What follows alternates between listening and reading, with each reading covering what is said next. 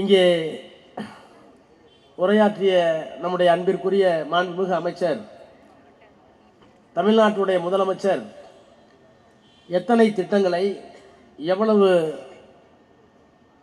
சிறப்பாக தமிழ்நாடு மட்டுமல்ல, இந்தியா மட்டுமல்ல, உலக நாடுகள் கொண்டாடுகின்ற அளவுக்கு ஒரு ஆட்சியை நடத்தி கொண்டிருக்கிறார்.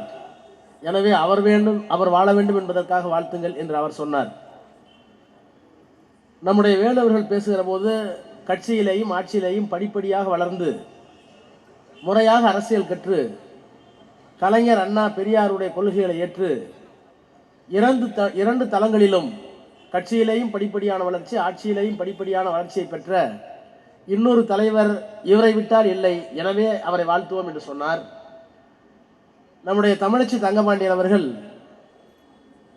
அவருக்கே உரிய பாணியில் அவருடைய சிறப்பு இயல்புகளை எல்லாம் சொல்லி, அவர் ஆற்றிய பணிகளை எல்லாம் சொல்லி, உலகம் எவ்வாறு அவரை வியக்கிறது என்று சொல்லி, எனவே அதற்காக அவர் வாழ வேண்டும் என்று சொன்னார். நம்முடைய மாணவர்களுடைய செயலாளர், அவர் மாணவர் அணியில் இருக்கிற காரணத்தினால் மொழிப்போர் போராட்டத்தை எல்லாம் இங்கே நினைவு கூர்ந்து அப்படிப்பட்ட மொழியையும் இனத்தையும் காப்பாற்றுகின்ற ஒரு தலைவராக இந்த முதலமைச்சர் இருக்கிறார். எனவே அவர் நீண்ட காலம் வாழ வேண்டும் என்று வாழ்த்துவோம் என்று சொன்னார். எல்லோரும் நன்றாகத்தான் வாழ்த்தினார்கள், மிக நன்றாகத்தான் பேசினார்கள். ஆனால் இவர்கள் எல்லோருடைய பேச்சிலேயும் கொஞ்சம் சுயநலம் இருந்தது. என்ன சுயநலம்? நம்முடைய மாநிலம் வாழ வேண்டும், தமிழச்சிக்கு தமிழ்நாடு நல்லாக இருக்க வேணும், தான் எம்பியா இருக்கணும். அன்பில் மகேஷ் பொய்யாமொழிக்கு தமிழ்நாடு நல்லா இருக்கணும், தமிழ் மொழி நல்லா இருக்கணும், திமுக ஆட்சிக்கு வரணும், அதனால முதலமைச்சர் நல்லா இருக்கணும், அடுத்த கேபினெட்லேயே அவர் இருக்கணும். என்னுடைய வாழ்த்து அதான். ஆனால் இதுக்காகலாம் நான் வாழ்த்த மாட்டேன். இவற்றையெல்லாம் கூட ஒரு முதலமைச்சர், ஒரு மனிதன் இந்தியாவில் ஒரு மாநிலத்தில் எதிர்காலத்தில் செய்யக்கூடும். செய்ய முடியாத ஒன்றும் இல்லை. இத்தனை திட்டங்களை தந்திருக்கிற ஒரு முதலமைச்சரை இனிமேல் ஒரு காலத்தில் பார்க்கக்கூடும், வாய்ப்புகள் இருக்கிறது. We cannot deny. ஆனால் நான் எப்படி பிரமித்து பார்க்கிறேன் என்றால், ஒரு 4 நூற்றாண்டு காலம் நாடாளுமன்றத்தில் இருந்தவன் என்ற முறையில் கலைஞர் ஆட்சியை இழந்திருக்கிறார். ஆட்சிக்கு வந்த பிறகு எத்தனையோ திட்டங்களை தீட்டியிருக்கிறார். நன்றி மறந்தவர்களா தமிழக மக்கள் என்று கேட்டால், பெரியார் சொன்ன கருத்தை கலைஞர் சொல்லுவார், ஒரு நல்ல மக்கள் தொண்டன், நல்ல கொள்கைவாதி நன்றி எதிர்பார்க்க கூடாது, நன்றி எதிர்பார்த்து செய்தால் அது எதுவும் செயலல்ல என்று சொல்லுவார். எனவே நலத்திட்ட உதவிகள், தமிழ்நாடு அடுத்த இலக்கை எட்ட வேண்டும் என்பதற்காக நம்முடைய முதலமைச்சர் ஆற்றிக் கொண்டிருக்கிற பணிகள் எல்லாம் நிச்சயமாக பாராட்டப்பட வேண்டியவை. அவைகளுக்காக அவர் வாழ வேண்டும். மொழிக்காக, இனத்திற்காக, மாநிலத்தினுடைய வளர்ச்சிக்காக, எல்லா தரப்பு மக்களுக்குமாக, வாக்களித்த பெருமக்களாக இருந்தாலும் வாக்களிக்காத பெருமக்களாக இருந்தாலும். கலைஞருக்கு இருக்கிற மிக சிறப்பு எது? ஓட் பேங்க் பாலிட்டிக்ஸ் என்று சொல்லுகின்ற வாக்கு வங்கி அரசியலில் யாருக்கு அதிக வாக்கோ அவர்களுக்கு தான் அதிக திட்டம் போய் சேரும். ஆனால் கலைஞர் ஆட்சி பொறுப்பிற்கு வந்ததற்கு பிறகு வாக்கு வங்கி அரசியலை வாக்களித்தவர்களுக்கு மட்டும் திட்டம் திட்ட மாட்டார். 3ஆம் பாலினத்தவர், உங்களுக்கு எவ்வளோ என்ன, காரில் போகும்போது பஸ்ஸில் போகும்போது அந்த 3ஆம் பாலினத்தை வந்து நம்மள்கிட்ட நின்னாக்கா எவ்வளோ எக்காலமாக பார்க்குறோம், எவ்வளோ இழிவாக பார்க்குறோம். ஓட்டு போட்டது 1% கூட வராது. ஆனால் ஆட்சி அதிகாரம் தன் கைக்கு வந்ததற்கு பிறகு ஓட் பேங்க் பாலிட்டிக்ஸ் என்று சொல்லுகின்ற பெருவாரி வாக்கு வங்கி அரசியலில் அந்த வாக்குக்காக மட்டும் திட்டம் தீட்டாமல், இந்த மண்ணில் அவர்களும் மனிதர்கள் தான். ஒரு கவிஞன் எழுதினான்,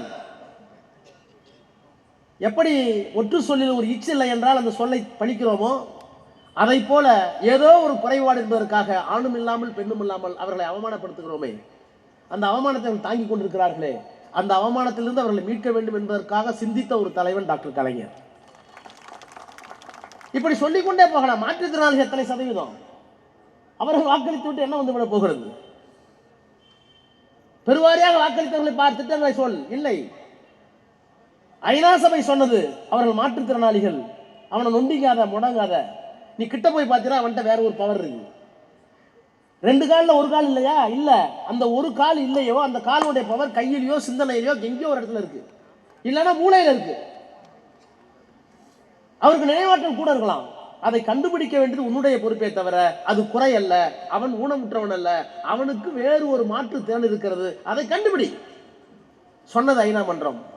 ஆனால் அதை கண்டுபிடித்து ஐநா மன்றத்தினுடைய அந்த கோரிக்கையை ஏற்று இந்தியாவில் அல்ல உலகத்திலேயே மாற்றுத்திறனாளிகள் என்று அழைக்கப்பட்டு அவர்களுக்கு அமைச்சரவை அவர்களுக்கென்று ஒரு தனி துறையை உருவாக்கிய தலைவர் டாக்டர் கலைஞர். அப்படி அவருடைய வழித்தோன்றலில் இன்றைக்கு இவர் ஆற்றிக் கொண்டிருக்கிற பணிகளை எல்லாம் பார்த்தால் நிச்சயம் ஒரு 100 ஆண்டு அல்ல 200 ஆண்டு வாழணும். ஆனால் உங்களை விட எனக்கு கொஞ்சம் விரிவான மனசு. நீங்கள் எல்லாம் தமிழ்நாடு காப்பாற்றினா போதும், தமிழ் மொழியை காப்பாற்றினா போதும், உங்கள் வீட்டில் பொங்குனா போதும், சோறு தின்னா போதும்னு நினைக்கிறீங்களா? இல்லை, எனக்கு கவலை இந்தியாவை வெள்ளைக்காரன் உங்கள்கிட்ட இந்தியான்னு கொண்டு போனப்போ என்ன தெரியுமா நிலைமை? அவன் துப்பாக்கிலாம் நான் வந்திருக்க நல்லா கவனிச்சுங்க, கொட்டுக்கிற பணி என் பேச்சை சுருக்கிறேன். இந்தியாவை உங்கள் கையில் கொடுத்துட்டு போகும்போது அவன் துப்பாக்கி முறையில் இந்தியாவை கொடுத்துட்டு போனான். எப்படி ஆளப்போகிறார்கள் என்று எள்ளி நகையாடினார்கள். ஏன்னா 1901 1947 லிட்ரஸி ரேட் கற்றறிந்தவர்கள் எண்ணிக்கை தான் வெறும் 3%. டிகிரி படிச்சதான் ஓட்டே போட முடியும். அன்னைக்கு எத்தனை ஜாதி? 6500 ஜாதி. ஒரு சாதியோட கலக்காது. எத்தனை மதம்? இஸ்லாமியர்கள், கிறிஸ்தவர்கள், இந்துக்கள், ஜைனர்கள், பௌத்தர்கள். ஒரு மதத்தோட சேராது, சண்டை போட்டுக்கிறான். சாதி வேற, மதம் வேற, மொழி வேற. அவன் பேசுற பாஷை எனக்கு புரியல. எத்தனையோ மொழிகள். சரி, சாப்பாடு ஒன்றும் கிடையாது. நான் சாப்பிட்ற இட்லி அஸ்ஸாமில் இல்லை, அஸ்ஸாமில் சாப்பிட்ற சாப்பாடு நீட்டு இல்லை. சரி, உடை ஒன்றா அதுவும் கிடையாது. நான் கட்டுற வேட்டி அவன் கட்ட மாட்டேங்கிறான். அவன் போடுற குருதான் எனக்கு கிடையாது. அப்போ மொழியால் வேறுபட்டு, மதத்தால் வேறுபட்டு, சாதியால் வேறுபட்டு, உணவால் வேறுபட்டு, உடையால் மாறுபட்டு, பழக்க வழக்கத்தால் மாறுபட்டு, கலாச்சாரத்தால் மாறுபட்டு, காலையில் 7 முதல்ல கல்யாணம் பண்ணுமா நம்மால்? நல்ல நேரம் சூரியன் ஏறிக்கிட்டே இருக்கும்போது கல்யாணம் பண்ணால் தான் இவங்க ஏறிக்கிட்டே போவாங்களாம். டெல்லிக்கு வா, தமிழச்சி சொல்லு, சாயங்காலம் 8 மணிக்கு தான் கல்யாணம் டெல்லியில். அவன் கலாச்சாரம் வேற, அவன் நம்புறான். அப்போ இவ்வளவு வேறுபாடுகளை கொண்டிருக்கின்ற ஒரு நாடு இவங்க எப்படி ஒன்னா கட்டி வைக்கிறது? அவன் வெள்ளக்காரன் துப்பாக்கி வச்சிருந்தான். இவர்களை எப்படி கட்ட வேண்டும் என்று சொன்னால் 2 ஆண்டு காலம் உட்கார்ந்தாங்க. இந்திய அரசியல் நிர்ணய சபை 2 ஆண்டுகள் 1946 இருந்து 47 கடைசி வரைக்கும் ஜவஹர்லால் நேரு, பட்டேல், அம்பேத்கர், எல்லா தலைவர்களும், பட்டாபி, சீதாமரை, எல்லாம் RSS, எல்லா பட்டைகளும் எல்லா அறிவாளிகள், படித்தவர்கள், வெவ்வேறு ஜாதி, எல்லாரும் ஒரு கருத்து. நம்மகிட்ட இவ்வளவு பிரச்சனை இருக்கு. இந்த பிரச்சனை எல்லாம் நம்மளுடைய வேற்றுமைகளை எல்லாம் ஏற்றுக்கொண்டு நாம் ஒற்றுமையாக இருப்பது எப்படி? ஆமா, நம்ம வேற தான். கருணாவுக்கு வந்து புளிக்குழம்பு பிடிக்கும், எனக்கு வந்து மோர் குழம்பு பிடிக்கும். கருணா என் வீட்டுக்கு வந்து என்ன சொல்லணும்? எங்கள் வீட்டுக்காரன் பார்த்து சொல்லணும், அந்த கருணா தம்பி வந்திருக்கான், அவனுக்கு புளிக்குழம்பு போடும் செய்யன்னு சொல்லணும்.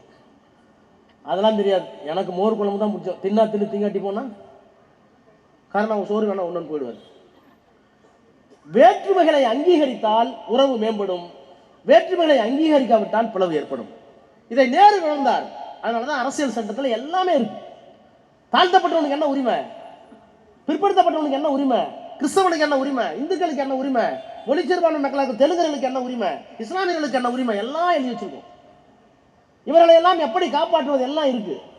இந்த உரிமைகள் வரையறுக்கப்பட்டதற்கு பிறகு எப்படி தேர்தலை நடத்தி ஒரு அரசாங்கத்தை கொண்டு வரணும்? தேர்தல் ஆணையம். தேர்தல் நடத்திய பிறகு சட்டமன்றம். யார் முதலமைச்சர், யாரெல்லாம் அமைச்சர், அந்த சட்டமன்றத்துக்கு என்ன அதிகாரம்? சரி, நாடாளுமன்றத்துக்கு என்ன அதிகாரம்?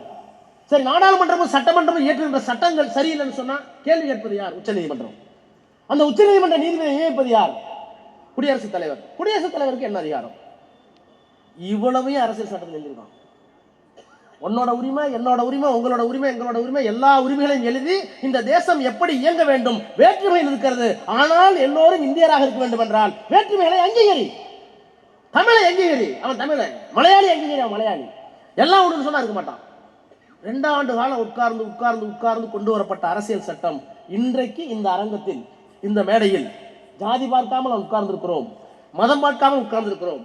இந்த காம்பவுண்டுக்குள்ள 10,000 பேர் உட்கார்ந்துருக்கோம். என்ன சாதின்னு தெரியாது. எல்லோரும் ஒற்றுமையாக இருப்பதற்கு காரணம் அரசியல் சட்டம். இந்த அரசியல் சட்டத்திற்கு மோடி வந்தது பிற்பாடு ஆபத்து. ஒரே மொழி, ஒரே உணவு, ஒரே பண்பாடு. எங்க பார்த்தாலும் ஹிந்தி கேட்கலையா? அப்ப சொன்னாங்க தமிழை சொன்னிச்சே. ஹிந்தி எல்லாம் பணம் இல்லைங்கிறாங்க. இப்போ எல்லாத்துக்கிட்டையும் எல்லா நாட்டுடைய முதலமைச்சர், எல்லா மாநிலத்துடைய முதலமைச்சருக்கும் மோடி எதிர்க்கிறவங்கள எண்ணம்லாம் இருக்கு. ஆனால் அப்படி எதிர்ப்பதற்கு உண்டான தகுதியும் தத்துவமும் யாருக்கும் இல்லை. அந்த தத்துவம் இருக்கிற ஒரே மாநிலம் தமிழ்நாடு. அந்த தத்துவத்தை தந்தது தந்தை பெரியார், அண்ணா, கலைஞர்.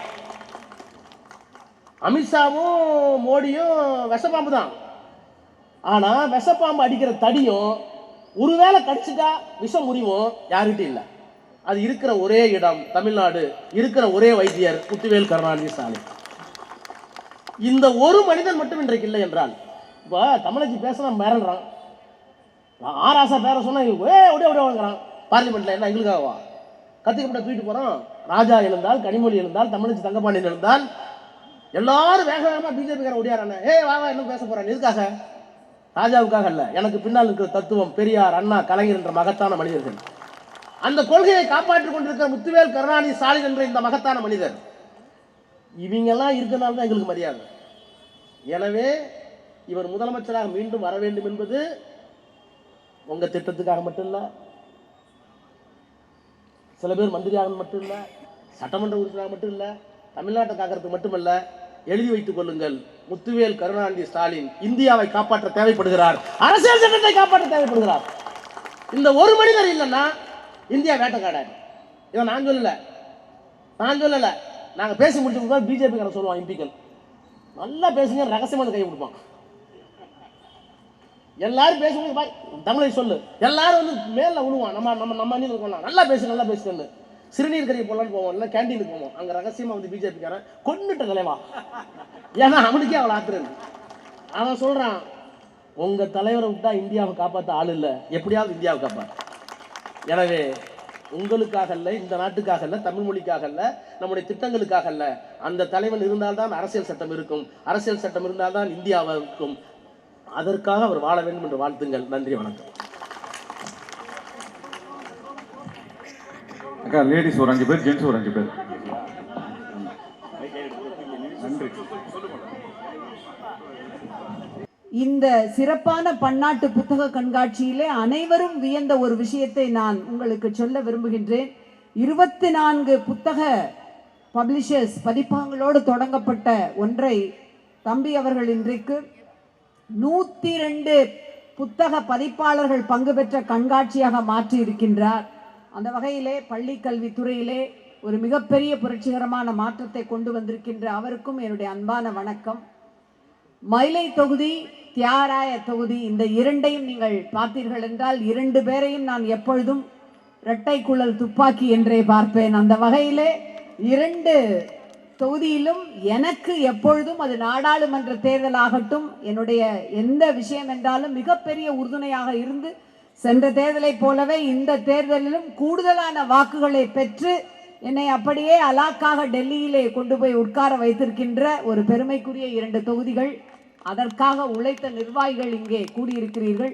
உங்கள் அனைவருக்கும் என்னுடைய அன்பான வணக்கமுடன் அந்த பெருமையை தேடி தந்திருக்கின்ற அன்பிற்குரிய தம்பி வேலு அவர்களே, என்னுடைய அன்பிற்குரிய தம்பி தியாகராய நகர் கிழக்கு பகுதியுடைய செயலாளர் சட்டமன்ற உறுப்பினர் குட்டி அவர்களே, முன்பாக இங்கே உரையாற்றி நம்முடைய இயக்கம் செல்லவிருக்கின்ற அந்த லட்சியம் என்ன என்பதை இளைஞர்களுக்கு, யுவதிகளுக்கு மிக சிறப்பாக தன்னுடைய உரையின் மூலமாக இங்கு மட்டுமல்ல செல்கின்ற இடங்களிலெல்லாம் பதிய வைத்துக் கொண்டிருக்கின்ற கழக மாணவரணி மாநில செயலாளர் அன்பிற்குரிய தம்பி வழக்கறிஞர் ராஜீவ்காந்தி அவர்களே, மேடையிலே அமர்ந்திருக்கின்ற அனைத்து முன்னணி நிர்வாகிகளே, என்னுடைய அன்பிற்குரிய தம்பி ஏழுமலை அவர்களே, தம்பின்னு சொல்லிட்டேன்னா தம்பி அவர்களே, மதி அவர்களே, முரளி அவர்களே, ரத்னா லோகேஸ்வரன், அன்பிற்குரிய ராஜா அன்பழகன் உள்ளிட்ட மாவட்ட நிர்வாகிகள், பகுதி கழக நிர்வாகிகள், அத்தனை பெயர்களையும் இங்கே நான் குறிப்பிட்டதாக கருதி கொண்டு மகளிர் அணியினர் உள்ளிட்ட உங்கள் அனைவருக்கும் என்னுடைய அன்பான வணக்கம். தொகுதியிலே தொடர்ச்சியாக பொங்கல் நிகழ்ச்சிகள், நம்முடைய கழகம் எதிர்நோக்கி இருக்கின்ற தேர்தல் குறித்த நிகழ்ச்சிகள், இப்படி பலவாறான நிகழ்ச்சிகள் நடந்து வந்தாலும் இன்றைக்கு நடக்கின்ற இந்த நிகழ்ச்சி என்பது மிக சிறப்பானதொரு நிகழ்ச்சி. மார்ச் 1ஆம் தேதி நாம் எப்பொழுதும் மிக விமர்சையாக கொண்டாடுகின்ற நம்முடைய மாண்புமிகு முதலமைச்சர்களுடைய பிறந்த நாளை வெகு நாட்களுக்கு முன்னதாகவே இன் அட்வான்ஸ் கொண்டாடுகின்ற முதல் நிகழ்ச்சி இந்த தொகுதியிலே என்பதால் கூடுதல் மகிழ்ச்சி நமக்கெல்லாம். பூமியிலே பிறந்த அத்தனை பேருக்கும் பிறந்த நாட்கள் வருவதுண்டு. ஆனால் அவையெல்லாம் உண்மையிலே நம்முடைய பிறந்த நாட்களா? பிறந்த நாள் என்றால் நாம் வாழுகின்ற வாழ்க்கைக்கான அர்த்தத்தை நமக்கு உள்ளே உற்று நோக்கி, வெளியே நடக்கின்ற புற அதிர்வுகளையும் சற்று நோக்கி, அல்லன எது நல்லன எது என்பதை தெளிவோடு தெரிந்து நோக்கி, நமக்கும் நம்முடைய சமூகத்திற்கும் பயன்பட வாழுகின்ற அந்த பரிணாம வளர்ச்சி பெற்று நாம் மிளிர்கின்ற ஒளிர்கின்ற நாட்கள் தான் பிறந்த நாட்கள். பகுத்தறிவோடு இந்த சமுதாயத்தை நாம் நடத்த வேண்டும் என்கின்ற அந்த கொள்கையோடு கூட்டுக்களை துறந்து நாம் சிறகடிக்கின்றவைதான் அந்த நாள் தான் உண்மையிலே அனைவரும் பிறந்த நாட்கள். அப்படி இருக்கும் பொழுது பால்வீதியிலே எத்தனையோ ஒரு நட்சத்திரங்கள், எத்தனையோ கோள்கள் இருந்தாலும் தனித்ததொரு தலைவனாக, இந்த தமிழ் சமூகத்தை வழிநடத்துகின்ற தலைவனாக, தன்னை ஒளியாக செதுக்கிக் கொண்டிருக்கின்ற ஒரு தனித்த தலைவனுக்கு நம்முடைய மாண்புமிகு முதலமைச்சருக்கு வருகின்ற பிறந்த நாள் என்பது கழக தோழர்கள், உடன்பிறப்புகள் மட்டுமல்ல, தமிழ்நாட்டு மக்கள் அத்தனை பேரும் தங்களுடைய இல்லங்களில் ஒருவர் விளக்கேற்றி வைத்த ஒருவர் பிறந்த நாள் என்று மகிழ்வோடு கொண்டாடுகின்ற திருநாள். ஒரே ஒரு செய்திதான், அவர் இந்த தமிழ்நாட்டுக்கு ஆற்றி இருக்கின்ற சில திட்டங்களை ஒரு சோற்று பதமாக நான் இங்கே அமர்ந்திருக்கும் பொழுது குறிப்பெடுத்து பார்த்தேன். சொன்னால் அது 3-4 வருடங்களுக்கு தினந்தோறும் 10 திட்டங்களை சொல்லலாம். மிக குறிப்பாக மிக சமீபத்தில் 6,936 கோடி ரூபாய் பொங்கல் பரிசு தொகுப்பாக ரூபாய் 3000 கொடுத்து 2 லட்சத்தி சொச்சம் குடும்பங்களுக்கு கூடுதல் மகிழ்ச்சியை வழங்கி இருக்கின்ற முதலமைச்சர், பெண்கள் ஆட்சி, மகளிர் ஆட்சி என்று சொல்லத்தக்க வகையிலே இந்த 5 வருடங்களை மிகச் சிறப்பாக நிறைவு செய்து இனி வரப்போகின்ற தேர்தலிலும் இவர்தான் தமிழ்நாட்டினுடைய முதலமைச்சர் என்று அரியணையிலே ஏறவிருக்கின்ற முதலமைச்சர். அவருடைய திட்டங்களுக்காக மட்டுமல்ல, ஒரு குடும்பத்தில் சகோதரனாக, தந்தையாக, அந்த குடும்பத்தில் ஒருவராக மிகச் சிறப்பாக அவர்களுக்கு என்று திட்டங்களை வழங்குவதோடு மட்டுமல்லாமல் தமிழ்நாட்டை இந்தியாவிலே இருக்கின்ற அனைத்து மாநிலங்களிலும் முன்னணி மாநிலமாக மாற்றி இருப்பதோடு கொள்கையிலே சற்றும் பிறளாமல் பகுத்தறிவு, சுயமரியாதை, இனமான உணர்வு, இந்த அத்தனை கொள்கையோடு தனித்துவமான ஒரு தமிழ்நாடாக நம்முடைய நாட்டிற்குரிய அந்த சுயாட்சி முறையிலும் சற்றளவும் பின் நழுவாமல் தமக்குரிய உரிமை குறை ஒலிக்க செய்திருக்கின்ற முதலமைச்சர் அவருடைய பிறந்த நாளை, அவருக்கான அந்த திட்டங்களை, செயல் திட்டங்களை முன்னெடுத்து செல்வதோடு இந்த தேர்தல் பரப்புரை கூட்டமாகவும் இங்கே கூடியிருக்கின்ற நிர்வாகிகள் நீங்கள் எடுத்துக்கொள்ள வேண்டும். களம் நன்றாக இருக்கின்றது, நெல் மணிகள் விளைந்து அறுவடைக்கு தயாராக இருக்கின்றன. ஆனால் களத்திற்கு கொண்டு வர வேண்டிய மிகப்பெரிய பொறுப்பு உங்களிடத்திலே தான் இருக்கின்றது. நீங்கள்தான் நம்முடைய வாக்காளர்களை, அந்த ஓட்டுக்களை சிந்தாமல் சிதறாமல் வாக்குச்சாவடிக்கு கொண்டு சேர்க்கின்ற மிகப்பெரிய பெரும் பணியை, அந்த பொறுப்பை உங்கள் தோள்களிலே சுமந்திருக்கின்றீர்கள். உங்களை உற்சாகப்படுத்துவதற்கு, யாருடைய அந்த ஊக்கத்தின் பேரில் நாம் இந்த பயணத்திலே முன் செல்கிறோம் என்பதை நினைவூட்டி கொண்டு மிக பெருமிதத்தோடு நம்முடைய பயணத்தை நாம் தொடர வேண்டும் என்பதற்காகத்தான் இந்த நிகழ்ச்சி. அந்த வகையிலே உங்கள் அனைவரையும் இந்த நிகழ்ச்சி நிமித்தமாக சந்திப்பது மிகுந்த மகிழ்ச்சி. நம் முன்பாக இருக்கின்ற தேர்தல் களத்திற்கு நாம் நம்மை தயாராக்கிக் கொள்வோம். வெற்றிக்கனியை நம்முடைய மாண்புமிகு முதலமைச்சர் அவருடைய பிறந்த நாள் பரிசாக அவருடைய காலடியில் சமர்ப்பிப்போம். நன்றி, வணக்கம்.